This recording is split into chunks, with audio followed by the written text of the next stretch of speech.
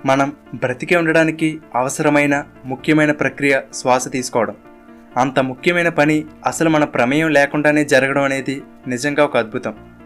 ఎందుకంటే ఒకసారి ఊహించుకోండి, ఒకవేళ అన్ని పనుల్లాగానే మన ప్రమేయంతోనే గాలి పీల్చాలంటే మనం శ్వాస తీసుకోవడం తప్ప మరింకే పని చేయలేం. సరే, అసలు మనం గాలి పీల్చి వదిలే ఆ కొద్ది సమయంలో ఏం జరుగుతుంది? మనం పీల్చిన గాలి లోపల ఏమవుతుంది? మన శ్వాస వ్యవస్థ ఎలా పనిచేస్తుంది? చివరగా పొగ తాగే వాళ్లకు ఆ పొగ వాళ్ళకి తెలియకుండానే వాళ్ళ శ్వాస వ్యవస్థను అలాగే మొత్తం శరీరాన్ని ఎలా పాడు చేస్తుందో చూద్దాం. మనం బ్రతికేదే ఈ శ్వాస వలన. ఆ వ్యవస్థ ఎంత అద్భుతంగా పనిచేస్తుందో తెలిస్తే ఆశ్చర్యపోక తప్పదు. కాబట్టి ఈ వీడియోని పూర్తిగా చూడండి.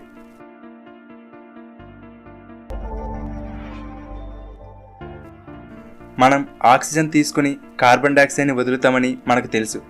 కానీ మన చుట్టూ ఉండే గాలిలో 21% ఆక్సిజన్ ఉంటే 78% నైట్రోజన్ ఉంటుంది. మరి మనం ఆక్సిజన్ తీసుకుంటున్నాం అని ఎలా అనగలం? అంటే మనం తీసుకునే శ్వాసలో నైట్రోజన్ కూడా ఉంటుంది, కానీ అది ఆక్సిజన్ అంత వేగంగా మన శరీరంతో రియాక్ట్ అవ్వదు. కాబట్టి అది ఎందుకు పనిచేయదు. కానీ ఆక్సిజన్ మాత్రం వేగంగా రియాక్ట్ అవుతుంది. అలాగే మన బాడీలో ఎనర్జీ క్రియేట్ అవ్వాలంటే ఆక్సిజన్ మాత్రమే యూజ్ అవుతుంది. ఇలా మనం పీల్చుకున్న గాలిలో 21% ఆక్సిజన్ ఉంటే మనం వదిలే గాలిలో కూడా 16% ఆక్సిజన్ ఉంటుంది.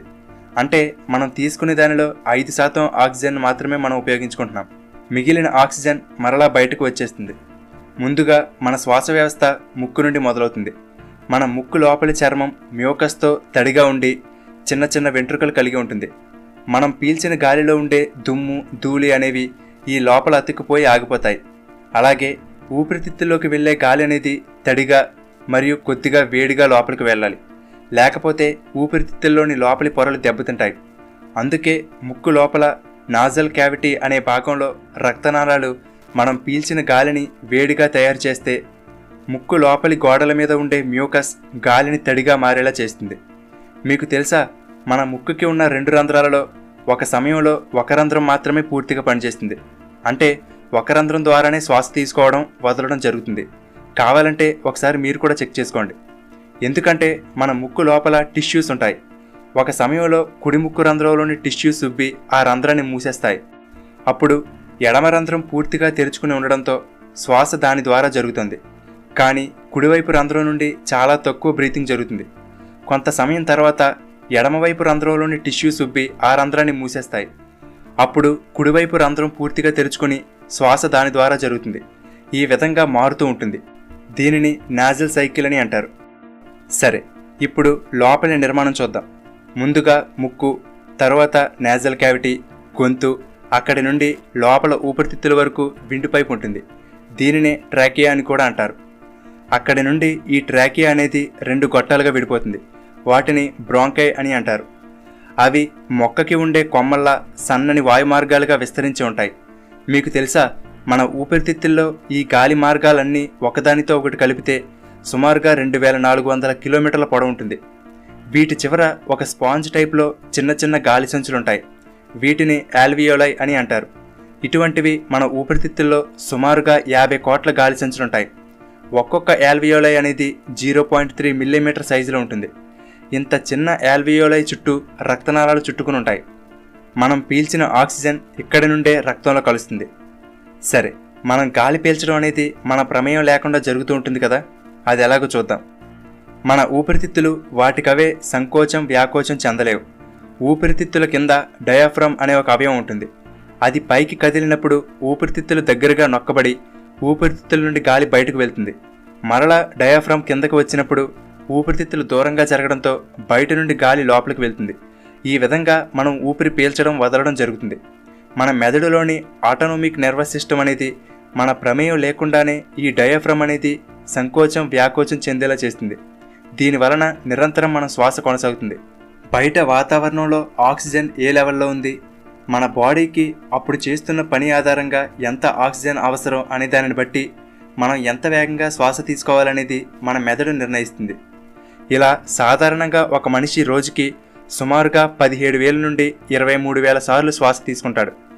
ఎయిర్ ఫ్లోని వాల్యూమ్ పరంగా లీటర్లలో కూడా కొలవచ్చు.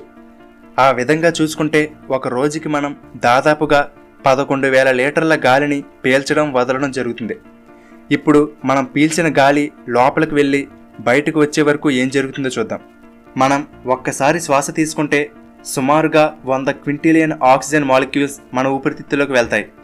అలా మనం పీల్చిన గాలి ముక్కు ద్వారా విండ్ పైప్ ద్వారా ప్రయాణించి బ్రాంకై లోపలికి వెళ్తుంది. ఈ మార్గం లోపల కొద్దిగా తడిగా మ్యూకస్తో ఉండే సిలియా అనబడే వెంట్రుకలు వంటివి ఉంటాయి. ఇవి ఊపిరితిత్తులకు ప్రమాదం కలిగించే దుమ్ము, ధూళి కానీ ఏవైనా క్రిములు వంటివి కానీ ఉంటే దీనికి అతుక్కుపోతాయి.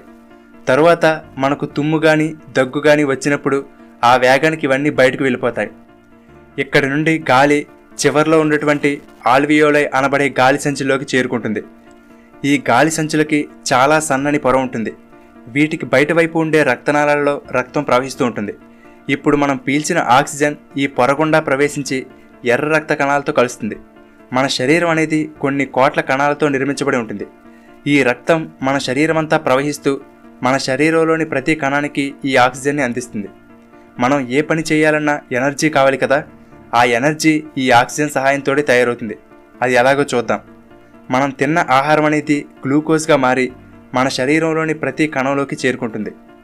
ఈ గ్లూకోజ్ అనేది మనకు కావలసిన ఎనర్జీగా మారాలంటే దానికి ఆక్సిజన్ కావాలి. ఇప్పుడు ప్రతి కణంలో ఉండే మైటోకాండ్రియా అనేది ఈ ఆక్సిజన్ సహాయంతో ఆ గ్లూకోజ్ని ఎనర్జీగా విడుదల చేస్తుంది. దీనిని ఏటీపీ అని అంటారు. ఈ ఏటీపీ గురించి సింపుల్గా చెప్పాలంటే ఎనర్జీని స్టోర్ చేసుకునే ఒక బ్యాటరీ లాంటిది. ఈ ప్రాసెస్ మొత్తాన్ని సెల్యులర్ రెస్పిరేషన్ అని అంటారు. ఈ ప్రాసెస్ జరిగే క్రమంలో కార్బన్ డైఆక్సైడ్ విడుదలవుతుంది. ఇది విషపూరితమైనది, అలాగే మన శరీరానికి కూడా పనికిరాదు. కాబట్టి ఇలా విడుదలైన కార్బన్ డైఆక్సైడ్ మరలా ఎర్ర రక్త కణాల ద్వారా ప్రవహించి ఆల్వియోలై ద్వారా రక్తం నుండి ఊపిరితిత్తులోకి చేరుకుని అక్కడి నుండి మనం శ్వాస వదిలినప్పుడు బయటకు విడుదలవుతుంది. ఇది మన శ్వాస వ్యవస్థ. చాలా సింపుల్గా శ్వాస తీసుకుంటున్నాం, కానీ మనం ఒకసారి గాలి పీల్చి వదిలే సమయంలో వెనకాల ఇంత సంక్లిష్టమైన ప్రక్రియ జరుగుతుంది. ఈ సెల్యులర్ రెస్పిరేషన్ జరిగి ప్రతి కణంలో ఎనర్జీ విడుదలవ్వాలంటే ఆక్సిజన్ తప్పనిసరిగా నిరంతరం అందుతూ ఉండాలి. సరిగ్గా ఆక్సిజన్ అందకపోతే ఒక్కొక్క కణం నశించిపోతాయి. ముఖ్యంగా బ్రెయిన్, మెదడుకు 4 నిమిషాల పాటు ఆక్సిజన్ అందకపోతే బ్రెయిన్ సెల్స్ చనిపోవడం ప్రారంభమవుతుంది. ఆక్సిజన్కి అంత ఇంపార్టెన్స్ ఉంటుంది. ఎలాగో మనం శ్వాస గురించి చెప్పుకుంటున్నాం కాబట్టి ఒక ముఖ్యమైన విషయం గురించి తెలుసుకుందాం. ఈ రోజుల్లో మనం రోజువారీ పనుల్లో పడిపోయి మన శ్వాస మీద అసలు దృష్టి పెట్టడం లేదు. చాలా చిన్నగా శ్వాసలు తీసుకుంటున్నాం. ఇలా చిన్న శ్వాసలు తీసుకుంటే మనం ముందు చెప్పుకున్నట్లుగా 50 కోట్ల గాలి సంచుల్లో చాలా వాటిలోకి కనీసం గాలి కూడా చేరదు. అలా కాకుండా లోతుగా దీర్ఘంగా గాలి పీల్చుకుంటే అన్ని గాలి సంచుల్లోకి నిండుగా ఆక్సిజన్ చేరుకుంటుంది. అందుకే ఎల్లప్పుడూ కాకపోయినా కనీసం ఖాళీ సమయం దొరికినప్పుడు లోతుగా గాలి పీల్చడం ప్రాక్టీస్ చేయండి. ప్రాణాయామం చేస్తే ఇంకా మంచిది. ప్రాణాయామం చేసినప్పుడు దీర్ఘంగా గాలి తీసుకోవడమే కాకుండా కొంతసేపు ఊపిరి బిగబట్టడం జరుగుతుంది. ఆ సమయంలో ఆక్సిజన్ కార్బన్ డైఆక్సైడ్ ఎక్స్చేంజీ బాగా జరుగుతుంది. కాబట్టి వీలైతే ప్రాణాయామం కూడా చేయండి. ఇప్పుడు స్మోకింగ్ చేసే వాళ్ళ గురించి చూద్దాం. ఒక సిగరెట్, చుట్ట, బీడి ఏదైనా కానీ కాల్చినప్పుడు లోపలికి పీల్చే గాలిలో 5,000 నుండి 7,000 రకాల కెమికల్స్ ఉంటాయని నేషనల్ క్యాన్సర్ ఇన్స్టిట్యూట్ ప్రకటించింది. వాటిలో 250 కెమికల్స్ అనేవి అత్యంత ప్రమాదకరమైనవి. ఇవి స్మోకింగ్ చేసేవారికే కాకుండా పక్కన ఉండి పీల్చిన వారికి కూడా ప్రమాదం కలిగిస్తాయి. మళ్ళీ వాటిలో carbon monoxide, ammonia, hydrogen cyanide, benzene, formaldehyde వంటి 69 కెమికల్స్ అనేవి క్యాన్సర్ రావడానికి కారణమవుతాయి. సరే, ఇప్పుడు ఈ సిగరెట్ పొగ లోపలికి పీల్చినప్పుడు ఏమవుతుందో చూద్దాం. గాలి లోపలికి ప్రయాణించే విండ్ పైప్ లోపల గోడల్లో సిలియా అనబడే వెంట్రుకలు బయట నుండి వచ్చే దుమ్ము ధూళిని ఆపుతాయని చెప్పుకున్నాం కదా. ఈ సిగరెట్ పొగ అనేది ఆ సిలియాని నాశనం చేస్తుంది. దానితో ఇక బయట నుండి వచ్చే క్రిములు, దుమ్ము అంతా కూడా డైరెక్ట్గా ఊపిరితిత్తుల్లోకి వెళ్ళిపోతుంది. తరువాత ఆ సిగరెట్ పొగలోని కెమికల్స్ అనేవి ఊపిరితిత్తుల్లోని లోపలి భాగాలకు అతుక్కుపోయి పింక్ కలర్లో ఉండవలసిన ఊపిరితిత్తులను కాస్త గ్రే కలర్లోకి, మెల్లమెల్లగా నలుపు రంగులకి మారిపోతాయి. అలా ఊపిరితిత్తుల్లోకి చేరుకున్న ఈ విషపూరితమైన కెమికల్స్ని బయటకు పంపడానికి స్మోకింగ్ చేసే వాళ్ళకి ఎక్కువగా దగ్గు వస్తూ ఉంటుంది. ఇక్కడితో అయిపోలేదు. ఈ కెమికల్స్ అనేవి ఆల్వియోలై ద్వారా రక్తంలోకి చేరుకుని అక్కడి నుండి శరీరంలోని ప్రతి కణానికి చేరుకుంటుంది. ఈ కెమికల్స్ అనేవి ఇన్ని కోట్ల కణాలలో ఏదో ఒక కణంలోని డిఎన్ఏని మార్చిందంటే అది క్యాన్సర్ కణంగా మారే అవకాశం ఉంటుంది. అటువంటి క్యాన్సర్ కణం అడ్డు అదుపు లేకుండా విభజన చెందుతూ పోతుంది. కాబట్టి పొగ తాగితే కేవలం ఊపిరితిత్తులకు మాత్రమే కాదు, శరీరంలో ఏ భాగంలో అయినా క్యాన్సర్ రావడానికి అవకాశం ఉంటుంది. ఈ స్మోకింగ్ అనేది పుట్టబోయే పిల్లల మీద కూడా ప్రభావాన్ని చూపిస్తుంది.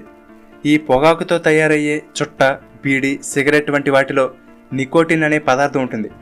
ఇది రక్తంలో కలిసి మెదడుకు చేరుకున్నప్పుడు మనం దానికి ఎడిక్ట్ అయిపోయేలా చేస్తుంది. అలా ఎక్కువగా కాల్చుతూ ఉంటే నికోటిన్ మత్తుకు బానిసగా మారిపోవాల్సి వస్తుంది. కాబట్టి ఏదో సరదాగా ఒకసారి ట్రై చేద్దాం లేదా స్టైల్గా ఉంటుందని స్మోకింగ్ అలవాటు చేసుకోకండి. తరువాత వదులుకోలేక ఇబ్బంది పడాలి. ఇది ఫ్రెండ్స్ మన శ్వాస వ్యవస్థ. ఇంత సంక్లిష్టమైన నిర్మాణాన్ని సింపుల్గా చెడు అలవాట్లతో పాడు చేసుకోకండి. మనం చేయవలసిందల్లా మనకున్న ఈ సిస్టమ్ని జాగ్రత్తగా కాపాడుకుంటూ ఆరోగ్యంగా జీవించడమే. ఫ్రెండ్స్, మీరు స్టాక్ మార్కెట్లో ఇన్వెస్టింగ్ కానీ ట్రేడింగ్ కానీ చేయాలనుకుంటే మీకు డీమ్యాట్ అకౌంట్ తప్పనిసరిగా ఉండాలి. అప్స్టాక్స్ వాళ్ళు ఫ్రీ డీమ్యాట్ డేస్లో భాగంగా ఫ్రీగా డీమ్యాట్ అకౌంట్ ఓపెన్ చేసుకునే అవకాశం కల్పిస్తున్నారు. ఆసక్తి ఉన్నవారు ఈ వీడియో కింద ఉన్న డిస్క్రిప్షన్లో ఇచ్చిన లింక్ మీద క్లిక్ చేసి డీమ్యాట్ అకౌంట్ ఓపెన్ చేసుకోండి. అలాగే మీరు ఫ్రీగా ఏదైనా ఒక స్టాక్ను కూడా పొందవచ్చు. ఓకే ఫ్రెండ్స్, ఈ వీడియో మీకు నచ్చితే లైక్ చేయండి. అలాగే మీ ఫ్రెండ్స్ అందరికీ షేర్ చేయండి. ఇటువంటి మరిన్ని ఇంట్రెస్టింగ్ వీడియోలను మిస్ కాకుండా చూడడానికి తెలుగుబడి యూట్యూబ్ ఛానల్కి సబ్స్క్రైబ్ చేసుకుని పక్కనే ఉన్న బెల్ బటన్ కూడా యాక్టివేట్ చేసుకోండి. Thank you for watching.